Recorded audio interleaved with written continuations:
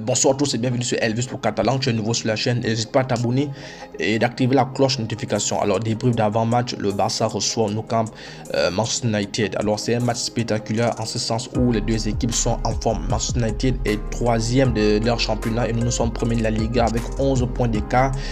Au moment où je fais cette vidéo, bien sûr, parce que le Real Madrid joue même à 20h.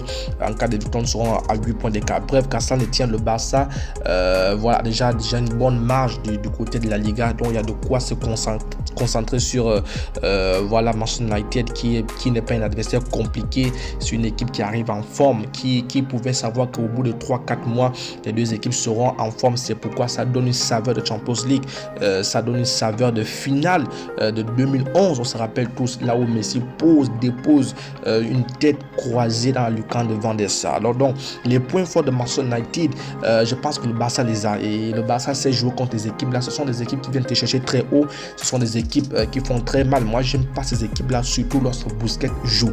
Parce que quand Busquets joue, tous les ballons doivent passer par lui. Il est le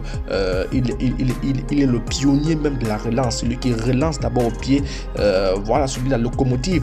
Et lorsqu'il est là, on sait tous que les équipes vous le visent. Et quand il est visé, il perd les ballons. Ça joue vraiment la baballe. C'est pas possible. Donc, Busquets n'est pas là. Donc, ça voudrait dire que le Barça va aller vite, va aller en transition rapide. On va vite se projeter. Mais il faut être propre à la relance, propre parce que on a les mêmes atouts. Manchester United viendra nous chercher très haut. En cas de perte de balle, vous vous rendez compte, ce sera déjà tosque, déjà fini, parce que devant ils ont Rashford qui est très en forme, qu'il va falloir museler. Voilà, il va falloir que le père Araujo essaie un peu de braquer si on regarde, essaie un peu de nous compresser ce joueur-là. Ils ont également Anthony qui va tellement vite. Ils ont aussi Sancho. Je ne sais pas s'ils ont recruté que les sprinters, il ne manque du symbole dans leur équipe.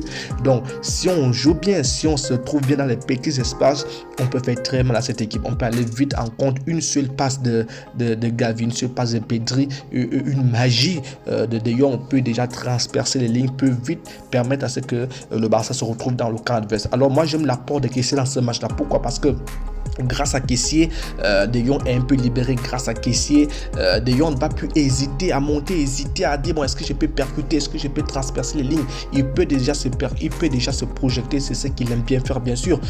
Vous savez que Ten Hag l'a connu à l'Ajax. Donc Pedri également, on l'a vu en championnat. Pedri marque un but parce qu'il se projette, qu'il s'est fait un mal, un bien à cette équipe-là. La récupération très haute et l'adage du Barça, il va falloir que cette récupération soit coordonnée, un pressing coordonné vers l'avant, parce qu'on l'a vu en championnat face à Villarreal, un pressing très haut des Barcelonais a permis un but, un joli 1-2 entre Lewandowski et Pedri, au final but. Donc si le Barça est bien coordonné au niveau du pressing, parce qu'ils ne vont pas nous lâcher. De Jong connaît très bien son père Ten Hag. Il sait tous que l'épopée de l'Ajax, c'était le même système, c'était le même style de jeu, la même philosophie. On presse l'adversaire, on récupère le ballon, on va en contre-attaque, on se projette vite, on est en surnombre, voilà, on est en supériorité numérique, et c'est le même cas, c'est le même style de jeu que le Barça. Donc il va falloir bien gérer ça. Ils ont quand même des bons joueurs comme Sabitzer. Ils ont une très belle équipe en milieu de terrain. Ils ont par exemple Bruno Fernandes, Casemiro, Fred, Eriksen n'est pas là, mais ce milieu que je viens de citer là, c'est quand même un top mondial. Donc il y a de quoi être très en forme. Il y a de quoi veiller sur les détails, parce que à la moindre perte de balle dans les 35 mètres, je vous assure, ça va vite.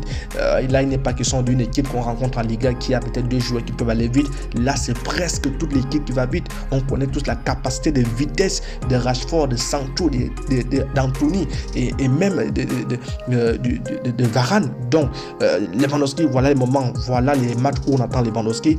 Alors, il y a aussi un record que le Barça peut battre. Au cas où le Barça n'encaisse pas de but, le Barça aurait battu un record, c'est-à-dire 22 matchs et 7 buts encaissés. On sait tous qu'on est la meilleure défense européenne en ce moment. Donc, je ne vois pas le Barça encaisser 3 buts. Vraiment, c'est pas maintenant qu'on va tomber, c'est pas maintenant qu'on va boire de l'eau. J'espère que Xavi a mis en place un bon système. Voilà, quoi de mieux que le système avec 4 milieux de terrain pour compresser leur milieu de terrain qui est box to box, parce que Casemiro, on le connaît, c'est quelqu'un qui te frotte, c'est quelqu'un qui gratte. On connaît aussi Bruno Fernandes il va falloir limiter déjà la connexion entre Bruno Fernandes et Rashford, Bruno Fernandes et Anthony, parce que si ce type là les ballons, il peut faire très mal dans les petits espaces ou en profondeur de jeu, il peut faire très mal. Donc j'espère vraiment que le Barça va mettre la main sur la part de balance. On aura le ballon, on aura la possession et on va être chirurgical, on va marquer des buts, et ensuite on attend Lewandowski pour être tué. Dis-moi en commentaire toi quel est le score. On se dit à plus, ciao.